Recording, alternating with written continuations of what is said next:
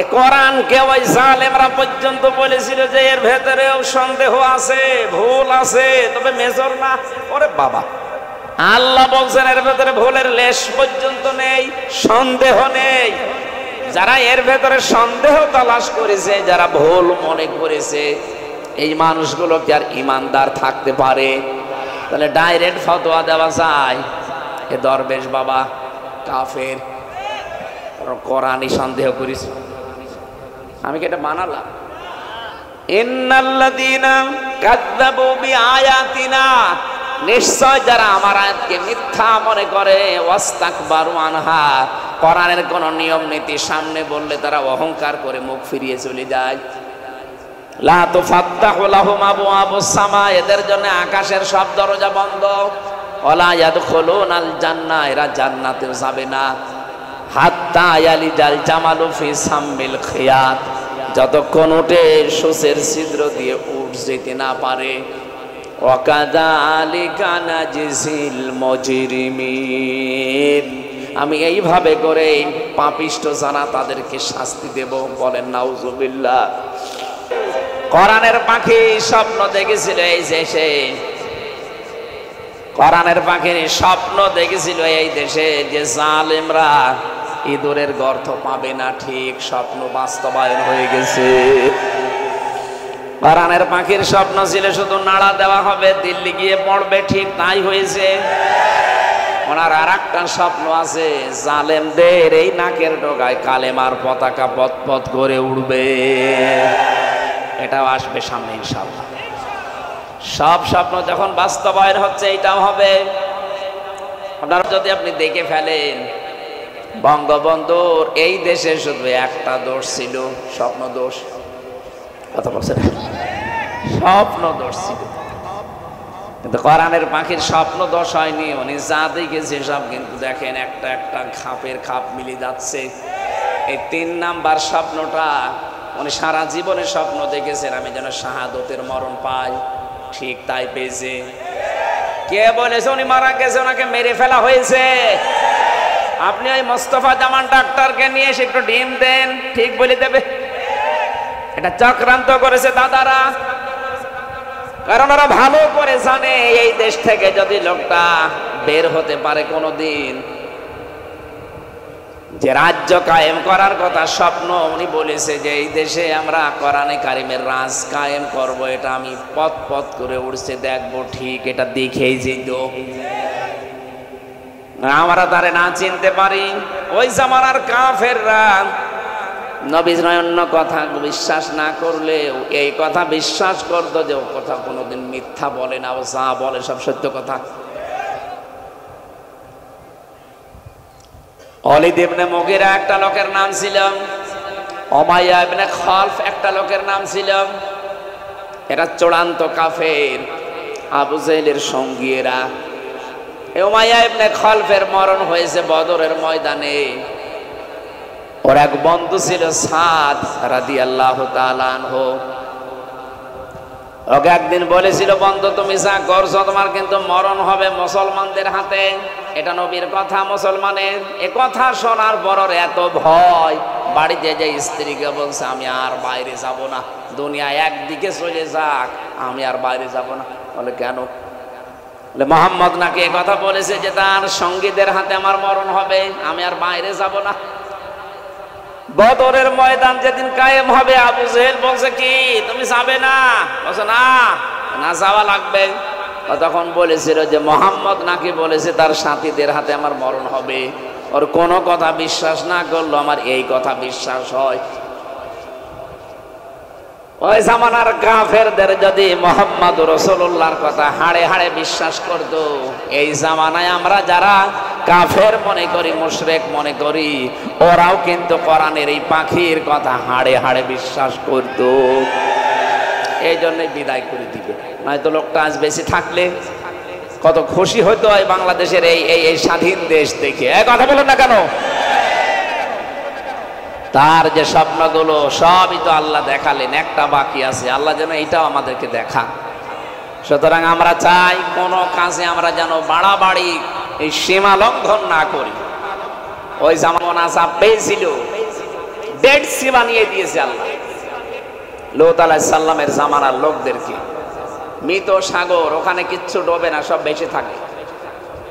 আমরাও যদি আল্লাহর এই মুজিজা, এই মিরাক্কেলের সাথে যদি খারাপ আচরণ করি, যেখানে যেখানে যেতে চাই, তার মানে আইন হয়ে হিসাবে এসেছে, আইনের জায়গায় যেতে চাই। কথা বলেন না কেন? ফাদারুহা, তাকে ছেড়ে দাও, তাকুল ফি আরদিল্লাহ, সে জমিনে খেয়ে বেড়াক। এ তো আর খেতে চাই না, এ দিতে চাই। যেখানে যেখানে যাবে ওই জায়গাটায় শান্ত হয়ে যাবে ইনশাআল্লাহ। খারাপ কোন উদ্দেশ্য নিয়ে জাতির লোকেরা এর কাছে আসবেন না। আজকের মেসেজ এইটাই, খারাপ কোন উদ্দেশ্য নিয়ে আসলে আপনি নিজের কপালে আগুন লাগাবেন। হাজী সাহেবা মাঝে মাঝে নাকি বলতো যে আমি সকালে উঠে যায় নামাজ খুঁজি, আমি ফজর পড়ে কোরআন শরীফ পড়ি। কই, ছেলেরা তো যে তা পায়নি, যা পেয়েছে তো দেখানোর মতো না। এই জন্য আপনি যা বলেছেন আপনার কথা ঠিক নেই। আমরা এইটাকে কোনো জায়গায় বাধা দিতে চাই না। দল মত আমাদের আলাদা থাকতে পারে, কিন্তু চাই এটা তার জায়গা মতো চলে যাক। আপনি এরপরও বলেন যে আমি শর্ট করে আসতেছি, আপনি আসেন তো দেখি। আমার 3 বছর, আপনাকে 3 বছর জেলে থাকা লাগছে। ইয়ার কি মারা জায়গা পান না? 2024 সালের 5 আগস্টের আগের মতো এ দেশ আর নেই। এখন কিন্তু সময় পাল্টিয়েছে। কিছু জালেম এখনো পর্যন্ত আছে চেয়ারে। আমরা চাই এগুলোর যেন সংস্কার হয়। কারণ যারা আন্দোলন করেছে এই দেশে, যারা জীবন দিল, 1700-র উপরে জীবন দিয়েছে, এই মানুষগুলোর যে চাহিদা ছিল যে এই দেশ আমরা সংস্কার করতে চাই, সুতরাং কোন জালেম যেন চেয়ারে না থাকে। প্রায় 100 জনের 60-65 জন পাল্টিয়ে পিরাই গেছে, বাকিগুলো যেন পাল্টিয়ে যায়। কারণ সহ্যের বাইরে চলে গেছে আমাদের। হযরতে নূহ আলাইহিস সালাম 950 বছর দাওয়াত দেওয়ার পরে মাত্র 80 জন দাওয়াত গ্রহণ করেছিল। সেই সময়ও তার সহ্যের বাইরে চলে যাওয়ার কারণে তিনি বরদোয়া দিয়েছিলেন, লা তাদার আলাল আরদি মিনাল কাফিরিনা দাজ্জার। আল্লাহ তাআলা এদের একটা আন্দা বাচ্চা পর্যন্ত যেন জমিনে না থাকে। ইন্নাকা ইন তাযারহুম ইউদিল্লু ইবাদাকা ওয়ালা ইয়ালিদু ইল্লা ফাজিরান কাফারা। কারণ ওর পেট থেকে যেটা আসবে ওটা ডবল হারামি হবে। পৃথিবীর বহু দেশে আমি এই ছোট্ট বয়সে গেছি। কিছুদিন আগে সৌদি আরবে গিয়েছিলাম। মদিনার একজন বাসিন্দা, উনি আমার সাথে ছিলেন বদরের ময়দানে। আমারে বলছে, ইয়া হাজি ওর হজ্জা তাই না বিলাদুকা, কোথায় বাড়ি আপনার? তো বাংলাদেশ। আমারে বলছে হারামি। হারামি মানে? তার মানে আপনাদের ওই দেশে যে ছিল ওই মহিলা একটা হারামি। নাম উনি সেরকম জানে না, কিন্তু এইটা জানে যে ওই দেশে এখন যে আছে সে মহিলা হারামি। ওরা হারামি এই শব্দটা উচ্চারণ করে তখন যখন খুব বেশি রেগে যায়। আমার মনে হয় সামনে যদি ওনার একটু চিবিয়ে খেয়ে ফেলি। এখন পাচ্ছে না, কি করবে? আমারে দেখে ঝাল ঝাড়ছে যে হারামি। বললাম আমি না, দেখেন তো কত ঘৃণিত বাণী দিয়েছে, অথচ লোকটা জীবনে এই মহিলাকে দেখেনি, খালি শুনেছে যে এরকম মুসলমান আলেমদের উপরে, মুসলমানদের উপরে, নিরীহ মানুষদের উপরে এরকম অত্যাচার চালায়। এই কারণে আল্লাহ তাকে ঘৃণিত বানিয়ে দিয়েছে। আর আমরা যারা 15.5 বছরে পাগলের বেশ ধরেছিলাম, বাদশাহ হাজ্জাজ বিন ইউসুফ লোকটা, আমি ওর জীবনী পড়েছিলাম, জালেম ছিল, জুলুম করছিল। মন্ত্রী পরিষদের লোকজন এসে বলছে যে বাদশাহ আপনার জন্য তো আমরা বাইরে যেতে পারি না, মানুষ শুধু গালি দেয় আপনাকে, জালেম বলে। কে বলে আমি দেখব। নিজে একটা ছদ্মবেশ নিয়ে রাস্তায় গেছে, একটা গ্রাম্য লোকের সাথে দেখা, ডাক দিয়ে বলছে, এই বেটাই, বাদশাহ হাজ্জাজ বিন ইউসুফ লোকটা কেমন? ও তো জালেম। যেই বলেছে জালেম, ওর মেজাজ আরো খারাপ হয়ে গেছে। যে বেটা তুই আমারে চিনিস? না, আমি সে হাজ্জাজ। লোকটা চিন্তা করছে আমার তো মাথা থাকবে না, ডাক দিয়ে বলে, বাদশাহ আমদার আপনি আমারে চেনেন? না তো। আমি এই গ্রামের ওই লোক যার মাসে 2 দিন মাথা খারাপ হয়, আজকে তার পয়লা দিন। তুই পাগল, পাগল বলে ওই দিন বেশি গিয়েছি, নাই তো বাঁচার কথা ছিল। আমরা এই 15.5 বছরে ঠিক এইভাবেই বেঁচে আছি।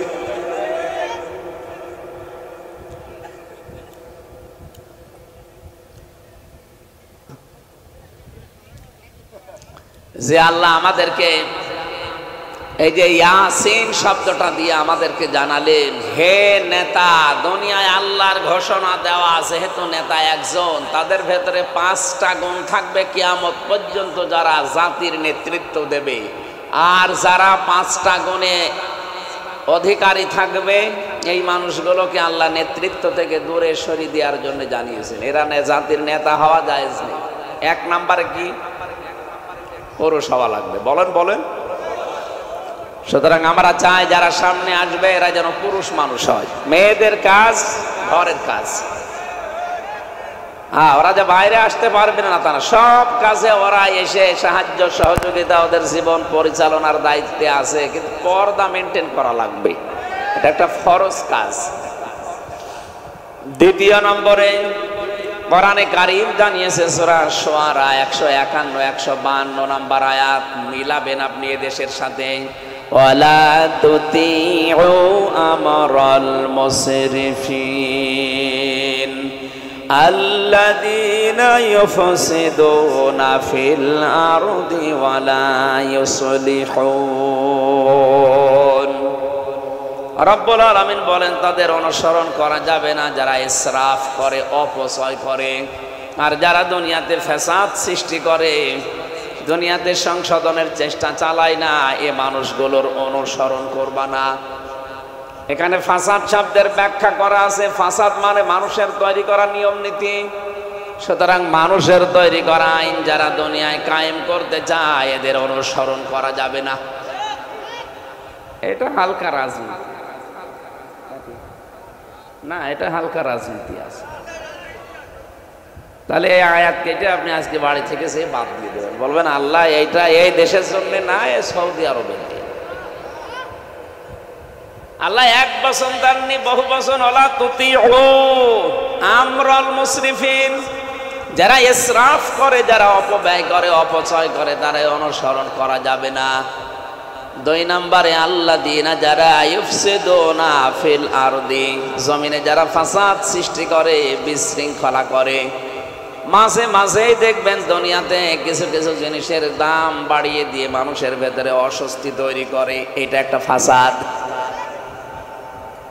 কিছুদিন পরে পরে দেখি চাউলের দাম বেড়ে যায়, ঝালের দাম বেড়ে যায়, পেঁয়াজের দাম বেড়ে যায়, টিকিটের দাম বেড়ে যায়। এগুলো সিন্ডিকেট যারা করেন, এ মানুষগুলোকে আর সামনে অনুসরণ করা যাবে না। যদি এরকম কেউ সামনে আসে, আপনি তাকে বয়কট করবেন। আল্লাহ বলেন ওয়ালা ইউসলিহুন, যারা দুনিয়ায় সংশোধন চায় না, ইসলাহ করতে চায় না, এই মানুষগুলোকে যেন সামনে নিয়ে আসবে না নেতৃত্বের জায়গায়। 3 নম্বরে আমি পেয়েছি যে মানুষগুলো নিজের মন মতো কাজ করে, যারা আল্লাহর জিকির, আল্লাহর স্মরণ থেকে গাফেল হয়ে থাকে।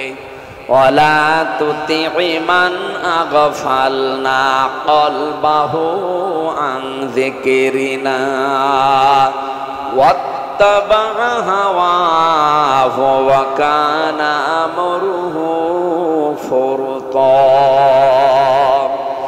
সূরা কাহফের 28 নম্বর আয়াতে আল্লাহ বলেন, যারা আমার জিকির থেকে, আমার নিয়ম নীতি, আমার আইন কানুন থেকে, আমার স্মরণ থেকে গাফেল হয়ে গেছে, উদাসীন জীবন যাপন করে। আর যে মানুষগুলো তাদের নিজের মন মতো কাজ করে, এদের অনুসরণ করা যাবে না। এ ঘোষণা কার? নেতৃত্বের গুণাবলী বলছিলাম। এই দেশে যারা নেতৃত্ব দেবে, তাদের মন মতো তারা চলতে পারবে না। তারা আল্লাহর স্মরণ, আল্লাহর জিকির, আল্লাহর আদেশ নিষেধ থেকে গাফেলও থাকতে পারবে না। 4 নাম্বারটা কি? রব্বুল আলামিন বলেন, কোন জালেমের জন্য নেতা হওয়া জায়েজ নেই। সূরা বাকারা 124 নম্বর আয়াত, ক্বালা ইন্নী জাইলুকা লিন-নাসি ইমামা ক্বালা ওয়া মিন যুররিয়্যাতি ক্বালা লা ইয়ানালু আহদিজ যালিমিন। হযরত ইব্রাহিম আলাইহিস সালামকে আল্লাহ জীবনে 50টা পরীক্ষা করেছিলেন। প্রতিটা পরীক্ষায় তিনি ফার্স্ট ক্লাস ফার্স্ট হয়েছেন। একটাও ফেল করেননি। সর্বশেষ পরীক্ষায় আমার আল্লাহ খুশি হয়ে তাকে বললেন, তোমাকে আমি জাতির নেতা বানিয়ে দিলাম। শুধুমাত্র তোমার মুসলমানের কথা এখানে নেই, লিন্নাস, মানুষ পদবাচ্চে যারা বিবেচিত দুনিয়ায়, তাদের জন্যই তুমি নেতা। হযরত ইব্রাহিমের সঙ্গে সঙ্গে বলেছিলেন, আল্লাহ নেতৃত্বের এই গুণাবলী কি শুধু আমি একাই পেয়েছি, নাকি আমার সন্তানাদি যারা দুনিয়ায় আসবে কিয়ামত পর্যন্ত তারাও এই দায়িত্ব পাবে? আল্লাহ সাফ জবাব দিয়েছেন, ক্বালা লা ইয়ানালু আহদিজ জালিমিন। এখানে যারা গ্রামার বোঝে আরবি, ইয়ানালু এটা মোজারে, বর্তমান, ভবিষ্যৎ, প্রেজেন্ট, ফিউচার। আহদিজ জালিমিন বহু বচন দিয়েছেন। আল্লাহ বলেন, কোন জালেমের জন্য আমার ওয়াদা নেই যে তারা নেতৃত্ব দিতে পারবে। সুতরাং যারা জালেম তাদের নেতা হওয়া অবৈধ। অথচ 15.5 বছরের দিকে তাকান, যারা বড় বড় জালেম তারা বড় বড় দায়িত্বে ছিল। এক কথা বলে না কেন? 1 নাম্বারটা পেয়েছি আমরা মহিলা, 2 নাম্বারটা পেয়েছি যারা ফাসাদ সৃষ্টি করে, 3 নাম্বার যারা আল্লাহর শরণ থেকে গাফেল, 4 নাম্বার এই দুনিয়াতে যারা জালেম, 5 নাম্বার সূরা নিসা 59 নাম্বার আয়াতে আছে প্রথম অংশে, ইয়া আইয়ুহাল্লাযীনা আমানু আতিউল্লাহা ওয়া আতিউর রাসূলা ওয়া উলিল আমরি মিনকুম। ওহে যারা ঈমানের দাবি করো, আমি আল্লাহর আনুগত্য করো, আমার রাসূলের আনুগত্য করো, আর তোমাদের ভেতরে যারা নেতা আছে তাদেরকে মেনে চলো। এখানে নেতৃত্বের কথা বলার আগে আল্লাহ আতিউ শব্দটা বাদ দিয়ে দিয়েছেন। মুফাসসিরিন ইকরাম লিখেছেন, আল্লাহ নিজের নামে রাসূলের নামে আতিউ, এই ফেল, এটা ভার্ব, এটা ক্রিয়া, এটা আল্লাহ নিজের নামে দিলেন, রাসূলের নামে দিলেন। কিন্তু উলিল আমর যারা নেতৃত্ব দেবে কিয়ামত পর্যন্ত, তাদের নামের আগে আল্লাহ দেননি। জবাব এইটাই, যারা আল্লাহ রাসূলকে মেনে চলবে, চোখ কান বুঝে আপনি তাদেরকে মেনে চলতে পারেন। যারা আল্লাহ রাসূলকে মানে না, তারা নেতৃত্ব দিলে তাদের মানা যাবে না। এই যে 5টা আয়াত পর আমি আয়াত নাম্বার, পারা নাম্বার সব কিন্তু বলে দিয়েছি। এরপরেও যদি কারো মন খারাপ হয়, আমার মনে হয় ও আর একটা জালেম। সুতরাং নেতৃত্বের যে গুণাবলীগুলো বলছি, এগুলো আমি বানিয়ে বলছি। আল্লাহ 1500 বছর আগে কোরআনে দিয়েছে, আমি ওটা অ্যাডভার্টাইজ করলাম। আল্লাহর অ্যাডভার্টাইজ আমাদেরকে আল্লাহ মেনে চলার মতো ঈমান এবং যোগ্যতা দান করেন, বলেন আমিন। এ কোরআনকে ওই জালেমরা পর্যন্ত বলেছিল যে এর ভেতরেও সন্দেহ আছে, ভুল আছে, তবে মেজর না। ওরে বাবা, আল্লাহ বলছেন এর ভেতরে ভুলের লেশ পর্যন্ত নেই, সন্দেহ নেই। যারা এর ভেতরে সন্দেহ তালাশ করেছে, যারা ভুল মনে করেছে, এই মানুষগুলো কি আর ইমানদার থাকতে পারে? তাহলে ডাইরেক্ট ফতোয়া দেওয়া যায় এ দরবেশ বাবা কাফের, কোরআনই সন্দেহ করিস। আমি কি এটা বানালাম? ইন্নাল্লাযীনা কাযযাবু বিআয়াতিনা, নিশ্চয় যারা আমার আয়াতকে মিথ্যা মনে করে, ওয়াস্তাকবারু আনহা, কোরআনের কোন নিয়ম নীতি সামনে বললে তারা অহংকার করে মুখ ফিরিয়ে চলে যায়। লা তুফাত্তাহু লাহুম আবওয়াবুস সামা, এদের জন্য আকাশের সব দরজা বন্ধ। ওয়ালা ইয়াদখুলুনাল জান্নাহ, এরা জান্নাতে যাবে না। হাত্তা ইয়ালিজাল জামালু ফি সাম্মিল খিয়াত, যতক্ষণ উঠে সূচের ছিদ্র দিয়ে উঠ যেতে না পারে। ওয়াকাযালিকা নাজিজিল মুজরিমিন, আমি এইভাবে করে পাপিষ্ঠ যারা তাদেরকে শাস্তি দেব, বলেন নাউজুবিল্লাহ। সাল্লাল্লাহু আলাইহি সাল্লামের সবচাইতে মিরাক্কেল, সবচাইতে বড় মুজিজা ছিল ওষ্ঠী। আর আমার কাছে সবচাইতে এখন বড় মুজিজার নাম কোরআনে কারীম, যার ভেতরে কলম চালানোর কোনো কায়দা। আরো জোরে বলেন। সুতরাং কোরআন থেকে আমি যা বলছি এগুলো সব সত্য কথা। আপনি অহংকারী হবেন না। সীমা লঙ্ঘনকারী হবেন না। সীমা লঙ্ঘন করলে আল্লাহ তাকে শাস্তি দেবে, কারণ তাকে আল্লাহ ঘৃণা করেন। আপনি দেখবেন দুনিয়ার কোন জায়গায় যদি আপনি সীমা লিমিট ক্রস করে ফেলেন, আল্লাহর পক্ষ থেকে আপনি ঘৃণিত। এমন এমন জিনিস আপনার প্রতি আল্লাহ লাগাবে, যারা আল্লাহর সীমা লঙ্ঘন করে সৃষ্টি জগতের ভেতরে আল্লাহ তার প্রতি একটা ঘৃণা তৈরি করে দেয়। কথা বলছে, সে যত বড় লোক হোক, যারা সীমা লঙ্ঘন করে সৃষ্টি জগতের সবার মন, সবার হৃদয়, সবার এই কলব কার হাতে বলেন তো? ওই ছোট্ট পিপিলিকা পর্যন্ত এর যে ভেতরে জান আছে, এই কলব আছে, কলবের মালিক কে? এজন্য পৃথিবীর যত সৃষ্টি আছে সবার ভেতরে যারা সীমা লঙ্ঘন করে তাদের উপরে আল্লাহ একটা ঘৃণা তৈরি করে দেয়। আসমানের ভেতরে একটা ঘোষণা তৈরি হয়ে যায়, ফেরেশতাদের ভেতরে ঘোষণা দেওয়া হয় যে আল্লাহ অমুককে ঘৃণা করে, তোমরাও তাকে ঘৃণা করো। ফেরেশতারা তামাম সৃষ্টি জগতের ভেতরে এই ওয়াজটা সব সময় করতে থাকে। শুধু জিন আর মানুষ আমরা শুনতে পাই না, বাকি সব সৃষ্টি শুনতে পাই। কুকুর পর্যন্ত শুনতে পাই, আমরা শুনতে পাই না, কিন্তু কোরআনে কারিমে আমরা দেখতে পাই। এই দুইটা জাতি ছাড়া পৃথিবীর সব সৃষ্টির ভেতরে আল্লাহ এই শোনার যোগ্যতা দিয়েছে, আর আমাদের ভেতরে অনুধাবন করার যোগ্যতা আল্লাহ দিয়েছে। এই জন্য আমরা মনের ভেতরে একটা অজানা ঘৃণা তৈরি হয় যারা আল্লাহর সীমা ক্রস করে। কথা বুঝতেছেন? হযরত আদম আলাইহিস সালাম আল্লাহর সীমা ক্রস করেছিল।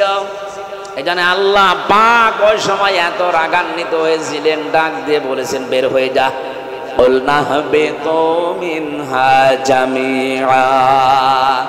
শুধু বের হয়ে যা তা না, তোরা সব চলে যা।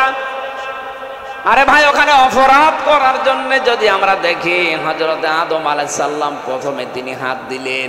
কোন কোন বর্ণনায় আছে আদম হাত দিতে চাইছিল না, এই গন্ধম গাছে তার স্ত্রী তাকে হাত দেওয়াতে বাধ্য করেছে।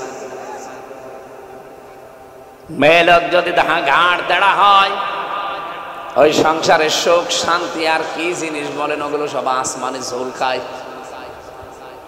হযরত আদম কিন্তু প্রথমে রাজি হচ্ছিলেন না।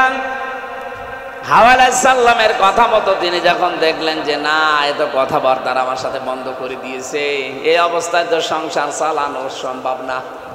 আমরা এতগুলো মানুষ, আমার বউ যদি কথা না বলে, দুনিয়ায় মানুষের অভাব আছে। কথা বলে না কেন? আমি অন্য লোক নিয়ে সংসার করলে আর একটা মেয়ে লোক নিয়ে আসতে পারবো, কিন্তু আদম আলাইহিস সালামের পুরা জান্নাতের ভেতরে কেউ নেই, তিনি শুধু একা আর তার স্ত্রী। এই যদি কথাবার্তা বন্ধ করে হোম করে থাকে, সংসার টিকবে? আমার কুষ্টিয়ার এক ঘটনা আমার মনে পড়ে মাঝে মাঝে। স্বামী স্ত্রী গন্ডগোল করেছে দুইজন, রাতের বেলা কেউ কথা বলে না। স্বামী রাগ করে স্ত্রীর কাছেও যায় না। শীতের রাত, খড়কোটায় আগুন লাগিয়ে আগুনের তাপ নেয়, স্ত্রীর কাছে যায় না। একদিন, 2 দিন, 3 দিনের মাথায় খড়কোটার আগুন বেয়ে বেয়ে ওর লুঙ্গিতে লেগে গেছে, অত টের পাইনি।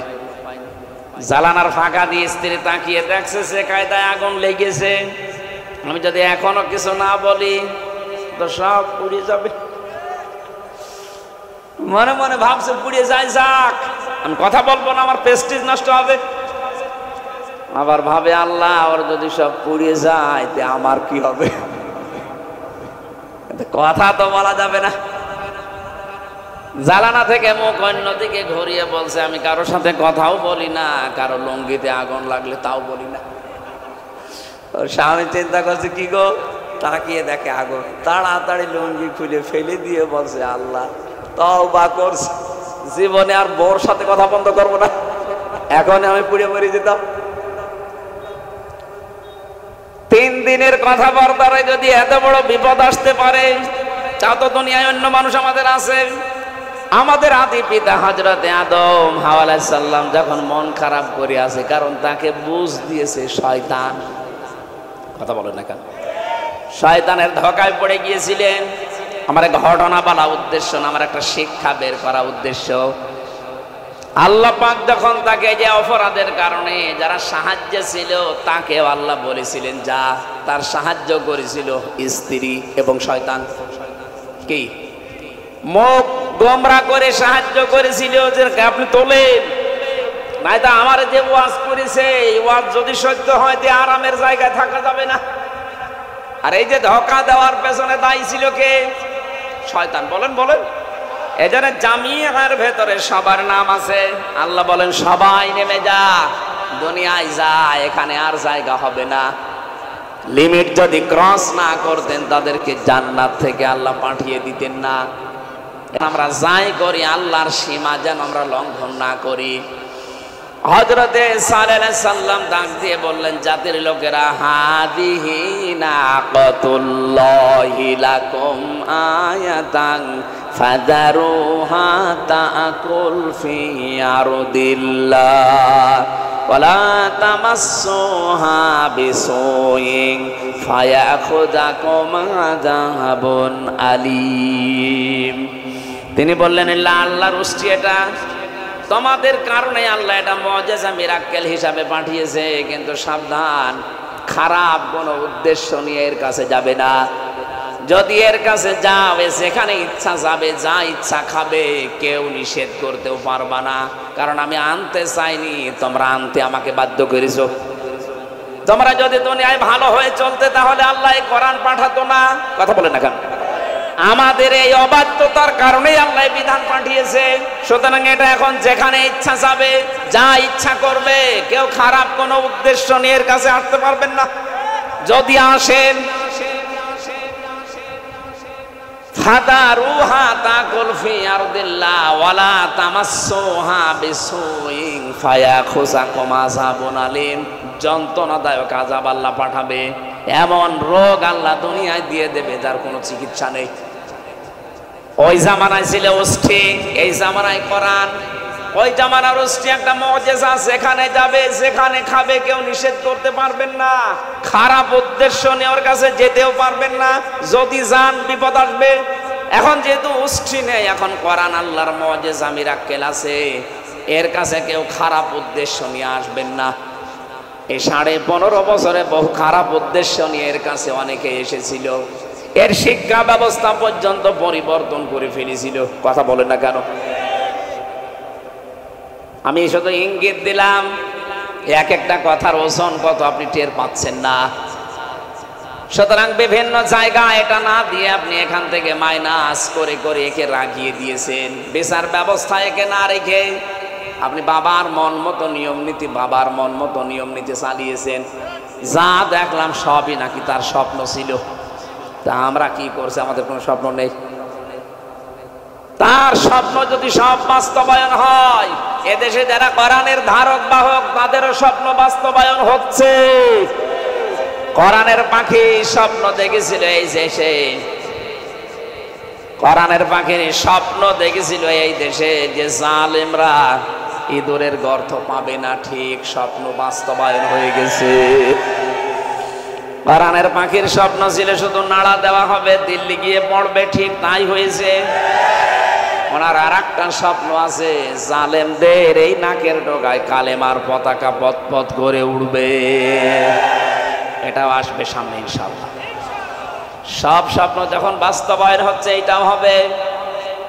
আপনারা যদি আপনি দেখে ফেলেন, বঙ্গবন্ধুর এই দেশে শুধু একটা দোষ ছিল, স্বপ্ন দোষ। কথা বলছেন? স্বপ্ন দোষ ছিল, কিন্তু কোরআনের পাখির স্বপ্ন দোষ হয়নি। উনি যা দেখেছে সব কিন্তু দেখেন একটা একটা খাপের খাপ মিলে যাচ্ছে। এই 3 নাম্বার স্বপ্নটা উনি সারা জীবনের স্বপ্ন দেখেছেন, আমি যেন শাহাদতের মরণ পাই, ঠিক তাই পেয়েছে। কে বলেছে উনি মারা গেছে, ওনাকে মেরে ফেলা হয়েছে? আপনি ওই মোস্তফা জামান ডাক্তারকে নিয়ে এসে একটু ডিম দেন, ঠিক বলে দেবে। এটা চক্রান্ত করেছে দাদারা, কারণ ওরা ভালো করে জানে এই দেশ থেকে যদি লোকটা বের হতে পারে কোনোদিন, যে রাজ্য কায়েম করার কথা স্বপ্ন উনি বলেছে যে এই দেশে আমরা কোরআনে কারিমের রাজ কায়েম করব, এটা আমি পথ করে উড়ছে দেখবো, ঠিক এটা দেখেই যেত। আমরা তারে না চিনতে পারি। ওই জামানার কাফেররা নবীর অন্য কথা বিশ্বাস না করলে এই কথা বিশ্বাস করতো যে ও কথা কোনোদিন মিথ্যা বলে না, ও যা বলে সব সত্য কথা।